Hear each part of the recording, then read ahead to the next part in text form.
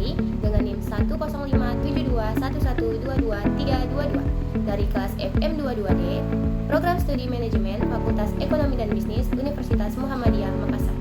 Pada kesempatan kali ini, saya ingin berbagi sedikit tentang sesuatu yang sering kita hadapi dalam kehidupan sehari-hari, tapi tidak kita sadari, yaitu manajemen risiko. Pada presentasi kali ini, saya akan menjelaskan apa sih manajemen risiko itu, mengapa penting untuk kita pelajari, dan bagaimana cara mengelolanya dengan baik. Manajemen risiko adalah proses sistematis untuk mengidentifikasi, menganalisis, mengevaluasi, dan mengendalikan risiko dalam organisasi atau sebuah proyek. Dunia bisnis selalu dipenuhi dengan risiko akibat ketidakpastian.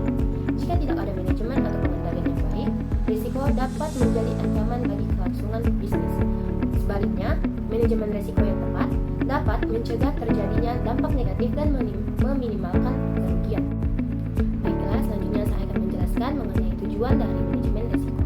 Pertama, ada melindungi aset, yaitu manajemen risiko melindungi aset organisasi termasuk manusia, keuangan, properti, dan sumber daya lainnya dari kerugian atau kerusakan yang disebabkan oleh risiko.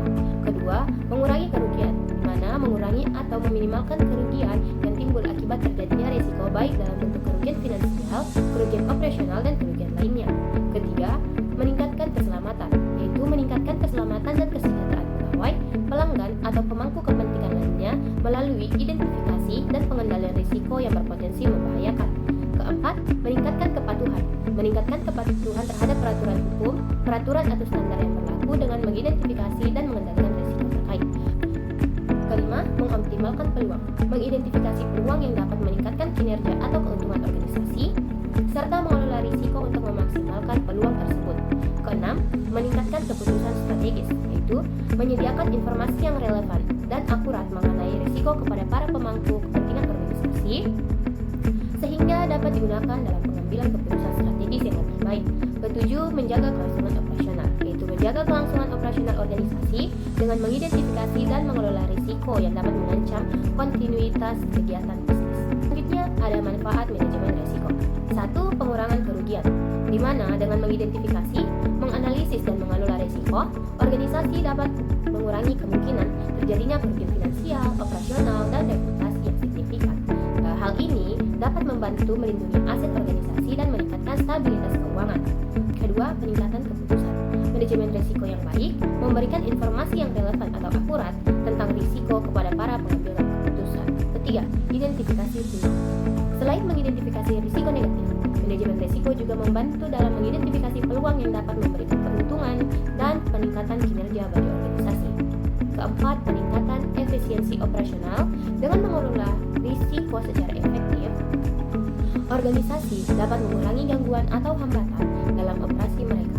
Hal ini dapat meningkatkan efisiensi, produktivitas, dan kualitas layanan atau produk yang ditawarkan. Kelima, ada kepatuhan terhadap regulasi, di mana manajemen risiko sendiri membantu organisasi memahami dan memenuhi persyaratan, hukum, peraturan, dan standar yang berlaku. Dengan mengelola risiko sesuai dengan peraturan yang berlaku, organisasi dapat menghindari sanksi, litigasi, atau reputasi negatif yang timbul dalam pelanggaran. Keenam, keselamatan dan kesehatan. Manajemen risiko memperhatikan faktor-faktor keselamatan dan kesehatan yang berpotensi membahayakan pegawai, pelanggan, atau pemangku kepentingan lainnya. Ketujuh, meningkatkan reputasi. Dengan mengelola risiko secara efektif, organisasi dapat menjaga dan meningkatkan reputasi mereka di mata pelanggan, mitra bisnis, dan masyarakat umum. Hal ini dapat memperkuat kepercayaan dan loyalitas pelanggan serta membuka peluang kerjasama yang lebih baik. Terakhir, yaitu meningkatkan keberlanjutan. Manajemen risiko membantu organisasi mempersiapkan diri menghadapi perubahan lingkungan, pasar, dan regulasi yang dapat mempengaruhi operasional mereka. Selanjutnya, saya akan menjelaskan mengenai langkah-langkah umum dalam manajemen risiko. Pertama, mengidentifikasi risiko.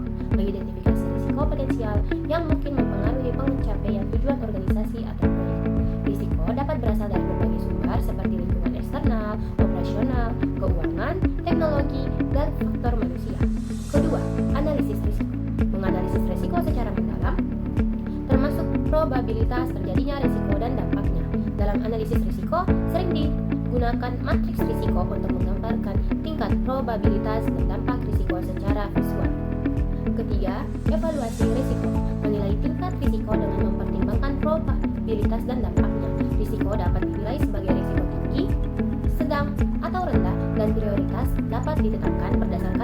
yang paling signifikan. Keempat, pengembangan strategi pengelola risiko. Rencanakan tindakan dan strategi untuk mengurangi, menghindari, dan mentransfer atau menerima risiko.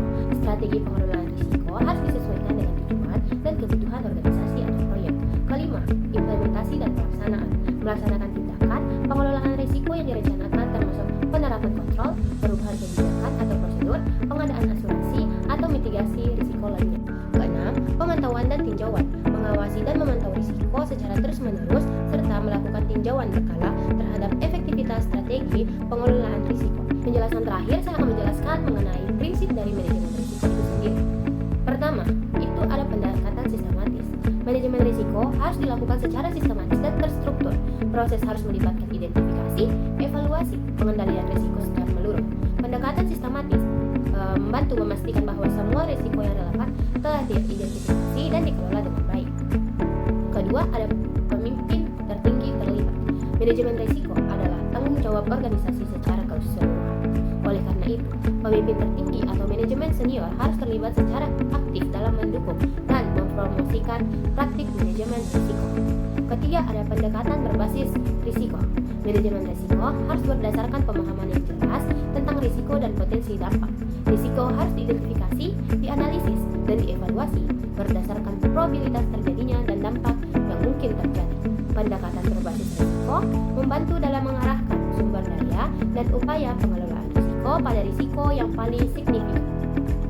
Keempat, partisipasi dan konsultasi. Manajemen risiko yang efektif melibatkan partisipasi dan konsultasi para pemangku kepentingan yang relevan.